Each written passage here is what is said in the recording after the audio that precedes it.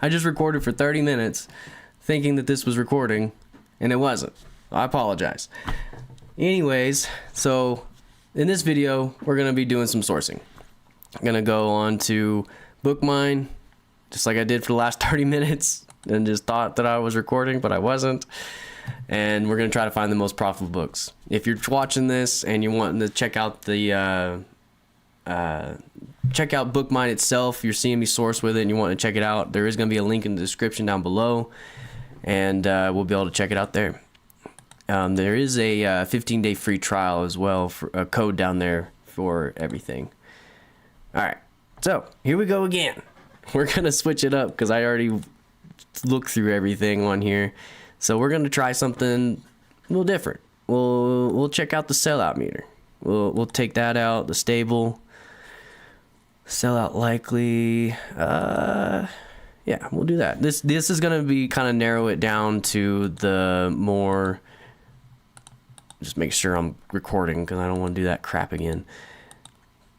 This is going to narrow it down to the more quicker selling books. So we're going to see more of the books that have these sales rate drops, the green line, where it's dropping like crazy. These are going to be the more of the books that will be for that. And I don't really ever source these books. I've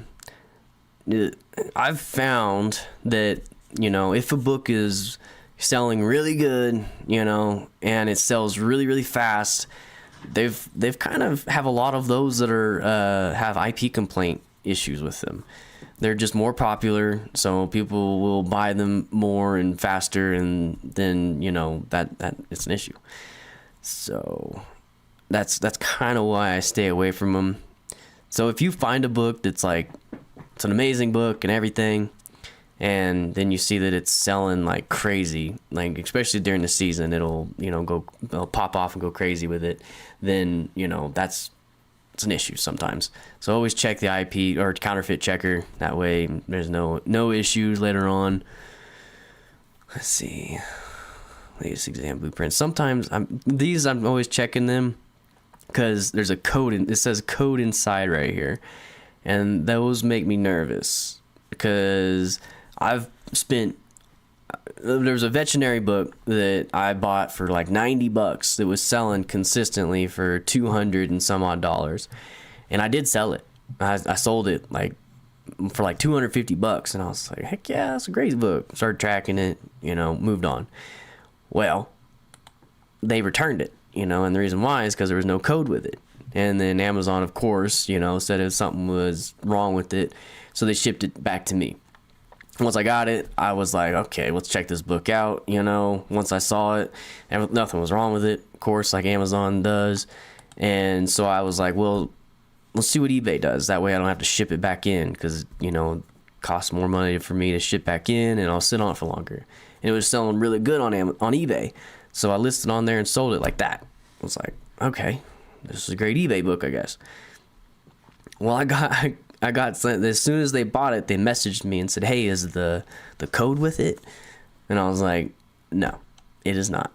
And so then I realized that I needed to list it without the code, because the code apparently is very important for that book and the class that it goes with, I guess.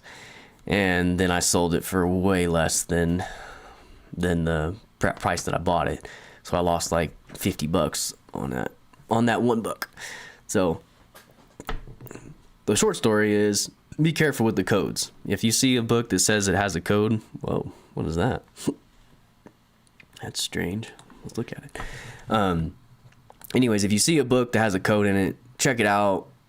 Make sure that, maybe look at like the reviews on the book itself.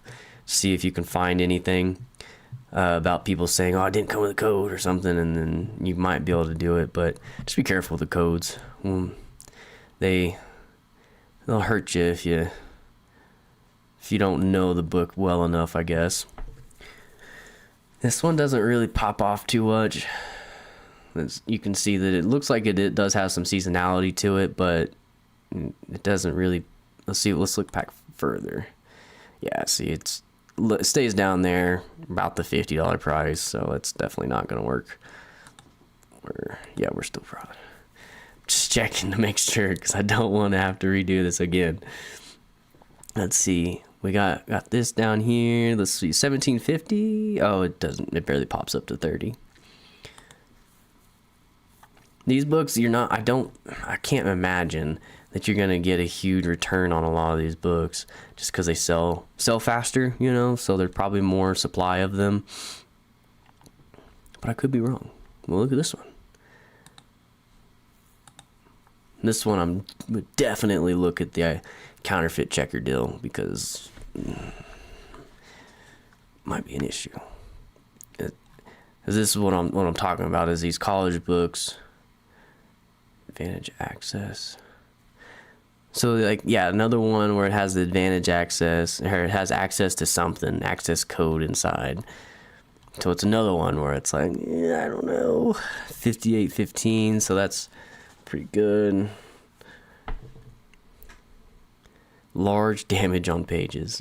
Yeah, so this is a pass. Anytime, I'll go for acceptable sometimes if look, this is from Amazon themselves. If the seller feedback rating isn't too low, I'll go for these acceptables. But if I see anything about this right here, large damage on the pages, I'm probably going to pass on that. Water damage, the binding falling off of the spine, any type of stuff like that, I'm staying away from buying those because that's not acceptable. I don't even know why someone's going to try to sell it, but we all know that people try to sell some of the worst crap junk stuff that just ain't even acceptable to sell, but they'll try to squeeze whatever, because they've already spent money on it probably, and they're just trying to get it. I think that's why I trust Goodwill the most, is because they get their stuff for free. If it's trash, they'll just toss it. They got it for free. They don't care, and so if they're listing an acceptable book, then it's, most likely is an acceptable book at the very least. I've gotten books that are pristine, and probably some Goodwills just blanketly just put their stuff as acceptable. That way they don't have any problems with anything. This one looks good. Ever since Amazon's come off of this one, it looks pretty good. So let's take a look at it a little deeper. That's the one thing is you'll see is as soon as Amazon goes off of a book or something, the price will just explode. Just because that's everybody's repricer, seeing Amazon's no longer on it, and so they're raising the price up high, and it explodes up. The problem with that is sometimes Amazon will come back onto the listing and kill the price again. Because let's look here. Yeah, so whenever Amazon's on the listing, this book is suppressed. It's not really a good book, not really good valued book. It stays way down here, and then once it's off of it, it explodes up here, and we can get, what can we get it for here? 44. That's too high. I mean, the next one up is 114, so I mean, maybe this one's close, not gonna lie. Just because there's hardly anybody on it. You could probably get this sold for 114, something like that. 188, 69, 78. Let's see here. Yeah, what was it again? Yeah, it's that price right there. So it's probably, yeah, it'd be close. Here, let's do this. 44, so that's 49, so 50.91, and they've got two of them too. 50.91, and then if we can get it sold for, maybe 99 is the baseline. I mean, you could get something out of that. It could go higher, but it definitely could go lower. And having Amazon come back on it would just kill it. So, I mean, if you want to take the risk on that, you can. I probably would pass on it, to be honest.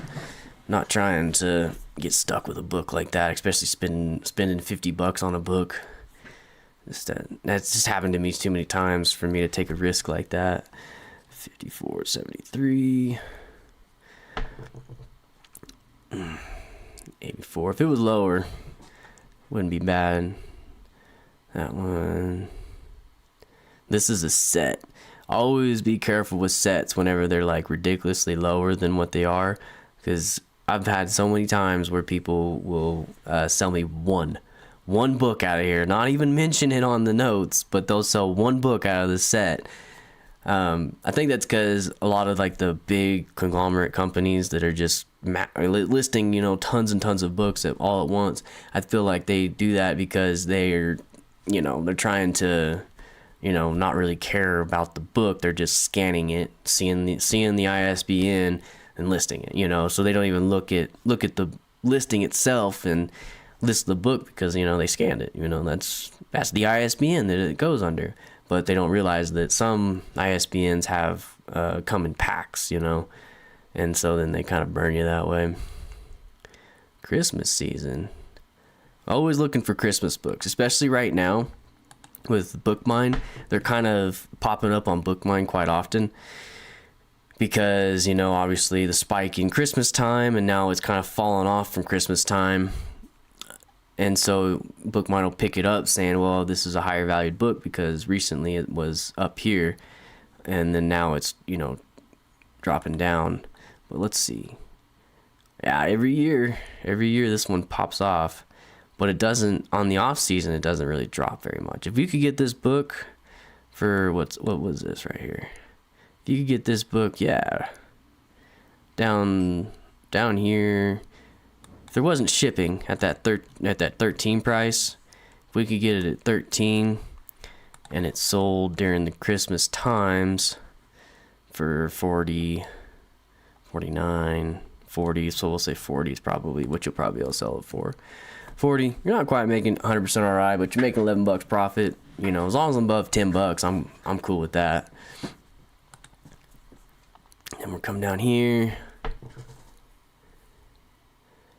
I don't like these sell-through rate ones. There's not like crazy good ones.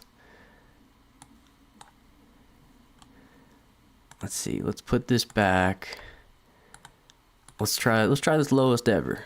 We'll take out the null. We'll see if that does. I haven't really messed with these other filters, honestly. I mess with the profit meter, and then I mess with the book type. And those are kind of the only two that I mess with. The supply, I haven't really messed with either. Here, let's take that out. What happens there? How many books we got? We got 331. Okay. Filter it down a little bit more. All right, we got 791 here. And it looks like that's pretty good. Honestly, my average buy cost is high right now. It's in the 20 something. In the past, it's been lower. The last year, I think it was like 18 something, and the year before that, it was even lower than that. Because as I'm getting more money flow, my buy price is rising. It's getting higher and higher, and yeah, this one's not really quite there. Doesn't seem like it, at least. It does keep coming back up though. So let's look at it. What is it? Acceptable. It is acceptable, but like I was talking, it's Goodwill. And then we got for a penny more right here. Boom. So that's 791, 0.91, and we get it for, what's the buy box right now? It's 34. That's pretty good. 34. If we get it for 34, that's 100% ROI, $10 profit. That's beautiful right there. It definitely does fluctuate with the price, but I believe that you could get this for at least $34.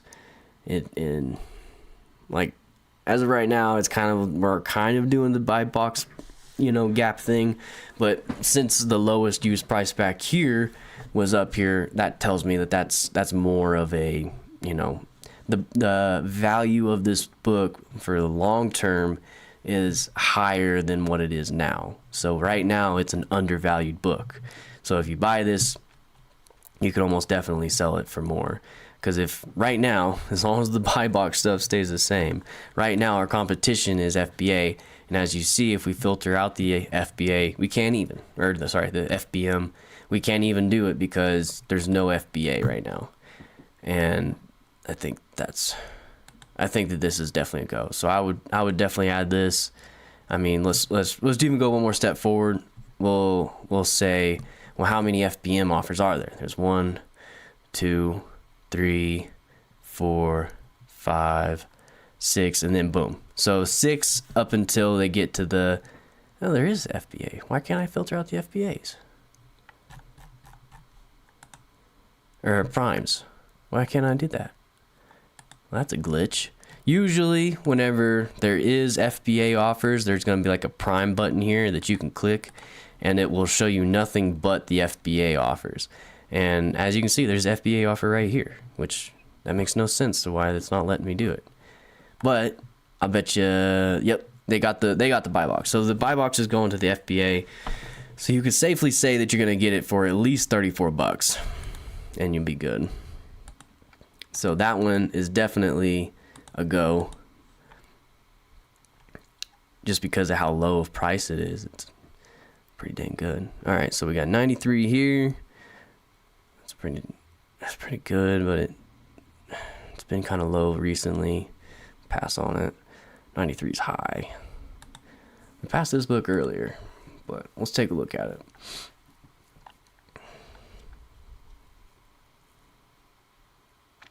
Okay, so we got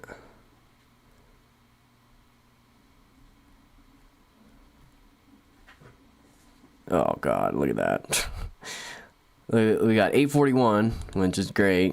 1240. Oh, did we look at this? I might have looked at this on the last one. I think I did. Whenever I was thinking that I was recording, I looked at this book and it went from, it was $8.41 but plus $25 stupid shipping. I hate it when it does that crap.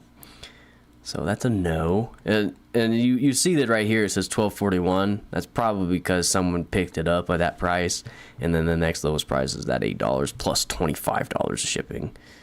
It's like whoever does that, I despise. I despise whoever does $25 of shipping on Amazon. It makes no sense. Sullivan College Algebra. Let's look at this one. Looks like it's come down in price by a lot recently, and steadily too. So it could be a newer edition that's not showing up here, because that does happen. We got new price at $255, which is Amazon, so that's definitely the ceiling. We're not even going to try to be that high, but we'll see. We got a little bit of a prime gap here with the 60, but in the past it's been up here in the 40s with the low price.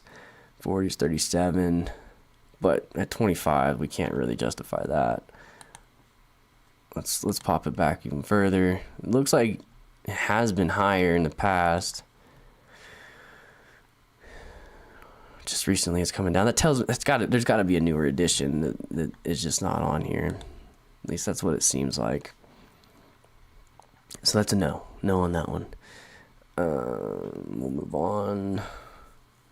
Come down here, 1902. No, not 19's just a little bit too high. When it comes down to these lower priced books, you know, even just a couple dollars extra will ruin it. You start buying in those, you know, higher priced books, you know, you have a little bit more wiggle room to justify buying it.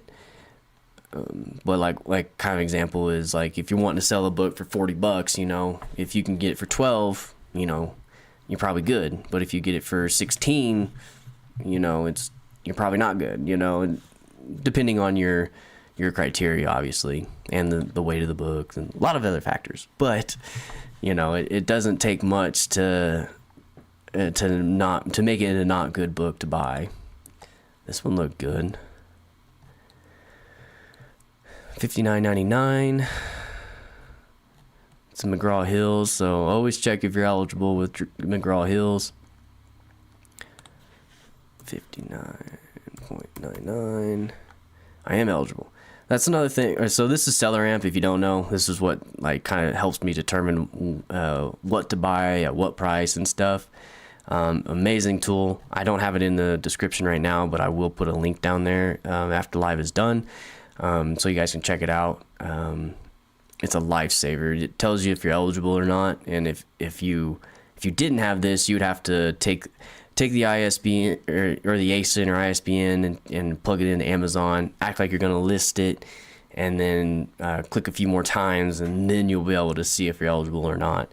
And so having that to tell you if you're eligible or not right away is amazing. It's a lifesaver. Saves a ton of time. But anyways, we got $59.99. Is this good, acceptable? It's acceptable. And 72. This is a no right off the bat. Acceptable. They got a horrible feedback on the, what do you even call it? Seller feedback rating. If they got a horrible feedback rating and it's acceptable, I'm assuming that I'm going to get a less than acceptable book, a not acceptable book. And so I'm just staying away from that. And that's just to protect myself a little bit. You know, I don't want to buy a book and just get something that's falling apart, you know, and then have to go through the hassle of returning it. It's just, you know, waste of time is what it is.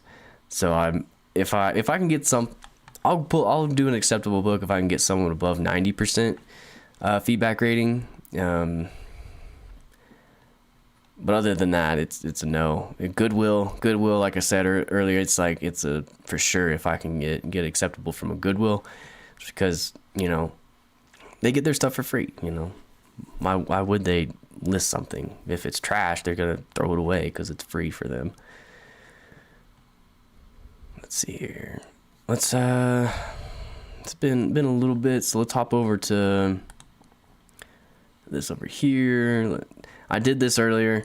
Okay, so these are the two tabs. One tab is just the regular Bookmine, and the second tab is Bookmine Explorer, which goes over like more of the longer tailed books. Like for example, this book right here, this graph right here is showing 2 years of data. It's not just showing 1 year of data. It's showing 2 years. So if we did the 1 year, this book only sold like 4 times. We do the 2 years, it sold, you know, another 4 or 5 times.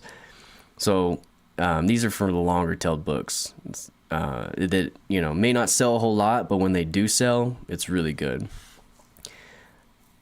And I like to just mix it up a little, do both, get a little bit of both of these. That way I have my quick selling books that are, you know, constantly selling, bring me money. And then I also have these books that, you know, may take a year or more to sell, but whenever they do sell, it pops good. You know, I get a huge return and stuff like that. And so the difference between me sourcing on this page is that I'm looking for, you know, at least one sell a year.